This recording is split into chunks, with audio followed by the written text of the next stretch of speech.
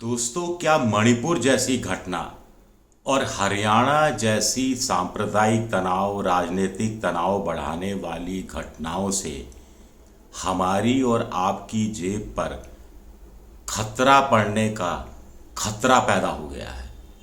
क्या इससे हमारे और आपके बच्चों की सेहत और शिक्षा को लेकर भी एक तरह का आर्थिक खतरा पैदा हो गया है?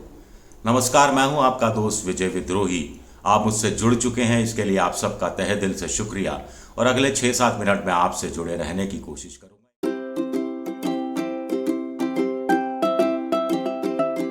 ये मूडीज नाम की एक एजेंसी है, क्रेडिट एजेंसी, जिसने ये एक बड़ी सख्त चेतावनी जारी की है। अब आप कहेंगे ये एजेंसियां, रेटिंग एजेंसियां क्या हैं? ये जैसे IMF है, जैसे वर्ल्ड बैंक है, जैसे क्रिसल है, जैसे केयर है, जैसे फिच इंडिया है, जैसे ICRA है, जैसे SBI की भी एक रेटिंग एजेंसीज हैं। तो उसी तरह ये मूडीज इन्वेस्टर सर्विस, मूडीज कह देते हैं इसको आमतौर पर।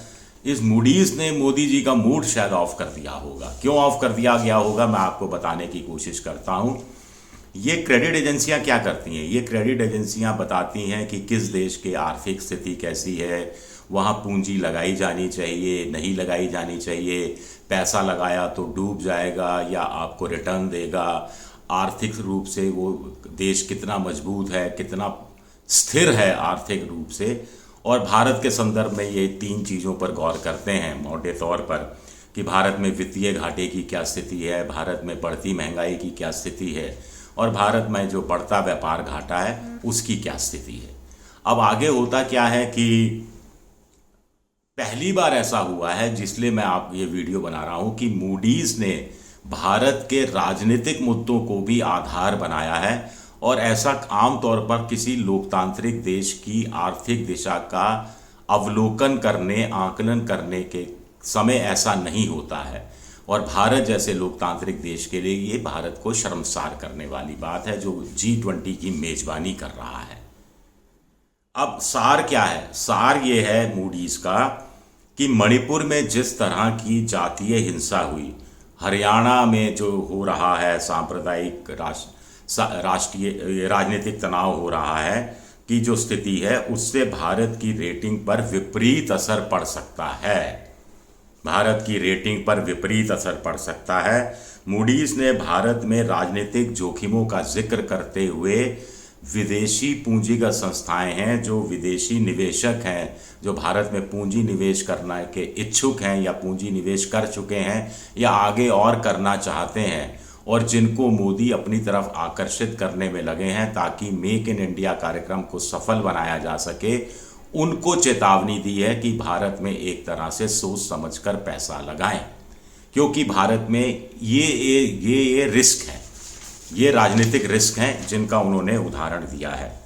अब मूडीज ने भारत की रेटिंग क्या कर रखी है? 2020 से पहले भारत की Baa2 थी, अब Baa3 है। ये जो इंटरनेशनल पॉजिटिव रेटिंग होती है उसका सबसे निचला पायदान है। इसके बाद ये नेगेटिव में चली जाएगी। अब इसलिए भी ये खतरनाक बात है। इसको मैं और थोड़ा आसान शब्दों में आगे बताऊंगा, आप मेरे साथ बने रहिए। अब मूडीज ने क्या चेतावनी दी है? मूडीज ने चेतावनी दी है कि अगर सांप्रदायिक तनाव बढ़ता है, भाईचारे पर खतरा मंडराता है, चेक एंड बैलेंस की व्यवस्था बिगड़ती है, संस्थाओं को कमजोर किया जाता है, तो आगे चलकर रेटिंग घटाई जाने की आशंका है। अब आप कहेंगे रेटिंग घटेगी तो हमारी और आपकी सेहत पर क्या फर्क पड़ता है? भारत जाने, भारत की अर्थव्यवस्था जाने, मोदी जी हैं, संभाल लेंगे। लेकिन ऐसा होता नहीं है। रेटिंग घटी तो भारत में पूंजी निवेश, जो विदेशी पूंजी निवेश है, उस पर फर्क पड़ेगा। भारत को कर्ज मिलने में दिक्कत आ सकती है। अभी भारत को जैसे रेटिंग पॉजिटिव हो तो कोई भी देश आसानी से कर्ज दे देता है, IMF कर्ज दे देता है, वर्ल्ड बैंक कर्ज दे देता है, और ब्याज दर बहुत मामूली सी रहती है। अगर मुझे ठीक ध्यान नहीं, लेकिन 1%, 1.5%, 2%, इससे ज़्यादा की ब्याज दर रहती नहीं है। और अगर आपकी रेटिंग खराब चली गई, नेगेटिव हो गई, जैसे पाकिस्तान की रेटिंग खराब है, तो कोई देश आपको कर्ज नहीं देगा तो 18% ब्याज पे, 20% ब्याज पर, 22% ब्याज पर, 13, 14, 15% ब्याज पर देगा। और दूसरी IMF और वर्ल्ड बैंक भी फिर 6%, 8% ब्याज लेना शुरू कर देते हैं। और आप जानते हैं कि आपने कर्ज लिया, ब्याज अगर आपको ज़्यादा चुकाना पड़ा तो इसका विपरीत प्रभाव अर्थव्यवस्था पर पड़ता है। भारत में वैसे भी 55 लाख करोड़ का कर्ज था जो अब 156 लाख करोड़ हो गया है। मूडीज क्या कहता है? मूडीज ने मणिपुर का नाम लिया है कि मणिपुर में जो कुछ हुआ, जो जातीय नरसंहार हुआ, 150 लोग मारे गए और हज़ारों लोग शरणार्थी शिविरों में रह रहे हैं, हिंसा का दौर अभी तक जारी है। उसके बाद मोदी सरकार के खिलाफ अविश्वास प्रस्ताव लाया गया। उसके कारण भी देश में एक तनाव जैसी स्थिति थोड़ी सी पैदा हुई कि लोगों ने सोचना, समझना, देखना शुरू कर दिया इन चीज़ों की तरफ। तो और ये जो बढ़ता राजनीतिक ध्रुवीकरण है, इससे मोदी सरकार की मटीरियलिस्टिक स्थिरता पर, स्टेबिलिटी पर तो कोई फर्क नहीं पड़ेगा। मोदी सरकार तो स्थिर रहेगी, लेकिन पॉपुलिस्ट पॉलिसीज, अगर ऐसा हुआ तो क्या होता है, केंद्र सरकार इससे बचने के लिए फिर पॉपुलिस्ट जो पॉलिसीज हैं यानी रेवड़ी बांटना, उस तरफ ज़्यादा ध्यान देना शुरू कर देती है। राज्य सरकारें भी फिर रेवड़ी बांटने पर ज़्यादा ध्यान देना शुरू कर देती हैं।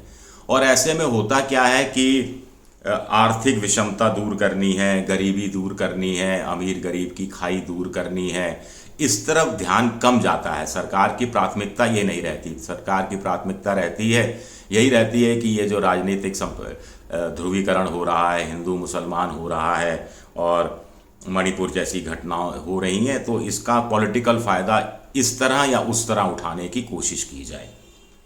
ऐसे में क्या होता है कि शिक्षा है, बुनियादी ज़रूरतें हैं यानी बिजली, सड़क, पानी है, स्वास्थ्य है, इस तरफ सरकारें कम ध्यान देती हैं, प्राथमिकता उस तरफ नहीं देती हैं। मूडीज़ ने एक और इशारा किया है कि पड़ोसी देशों से जो भारत के रिश्ते हैं और रिश्तों में तनाव है, उनका भी असर कहीं ना कहीं आगे जाकर रेटिंग पर पड़ सकता है। पॉलिटिकल स्टेबिलिटी को लेकर भी कुछ गंभीर सवाल आगे जाकर खड़े हो सकते हैं, इस बात की आशंका व्यक्त की है। मूडीज़ ने कहा है कि राजनीतिक असहमति को सीमित किया जाता है। राजनीतिक असहमति को सीमित किया जाता है, उसकी हदबंदी होती है, उसको बढ़ावा नहीं मिलता असहमति को। सिविल सोसाइटी के अधिकार अगर कमज़ोर किए जाते हैं और सांप्रदायिक तनाव में बढ़ोतरी होती है, संस्थाओं की गुणवत्ता में कमी आती है, तो इससे कि भारत की अर्थव्यवस्था पर प्रतिकूल असर पड़ेगा। कर्ज का बोझ और ज़्यादा बोझ के रूप में सामने आएगा। इससे वित्तीय मजबूती कमज़ोर होगी और इससे रेटिंग डाउनग्रेड हो सकती है। रेटिंग डाउनग्रेड हुई तो उसके क्या खतरे हैं मैं आपको बता चुका हूँ। इसी तरह वित्तीय क्षेत्र की सेहत कमज़ोर होने पर उसमें सुधार लाने की कोशिशें उतनी त्वरित नहीं रहेंगी। इससे भी रेटिंग गिरने पर दबाव पड़ेगा। ये गंभीर चेतावनी दी गई है जो हमारे और आपकी आर्थिक सेहत को भी परोक्ष रूप से प्रभावित करती है। लेकिन सब कुछ खराब नहीं है, इसमें तारीफ भी की गई है। इसमें कहा गया है कि मोदी सरकार ने अंतर्राष्ट्रीय मापदंडों के रूप भारत की अर्थव्यवस्था को आगे बढ़ाने का काम किया है। ग्रुप 20 देशों के बीच भारत की आर्थिक सेहत तेजी से सुधरी है, वित्तीय घाटा काबू में है, इंफ्रास्ट्रक्चर पर जोर दिया गया है, डिजिटल इकोनॉमी वाली जो इंफ्रास्ट्रक्चर है उस पर जोर दिया जा रहा है, जीडीपी आगे बढ़ेगी तो वित्तीय अनुशासन को कायम रखने में और ज़्यादा मदद मिलेगी और कर्ज की स्थितियों में भी सुधार आएगा। ये एक पॉजिटिव बातें भी कही गई हैं, लेकिन जो नेगेटिव बातें की गई हैं उस तरफ शायद ध्यान दिया जाना मोदी सरकार के लिए बेहद ज़रूरी हो जाता है। तो क्रेडिट रेटिंग भारत की नहीं गिरेगी, एक तरह से मोदी जी की भी रेटिंग गिरेगी। इस बात का भी ध्यान रखना ज़रूरी है, खासतौर से लोकसभा चुनाव के लिए जब मोदी जी कोई भी कोर कसर नहीं छोड़ रहे हैं। ऐसे में मूडीज़ की ये सख्त चेतावनी कहीं ना कहीं बहुत भारी खतरों की तरफ, आंतरिक खतरों की तरफ इशारा करती है। शुक्रिया, मेरा ये वीडियो देखने के लिए बहुत बहुत शुक्रिया।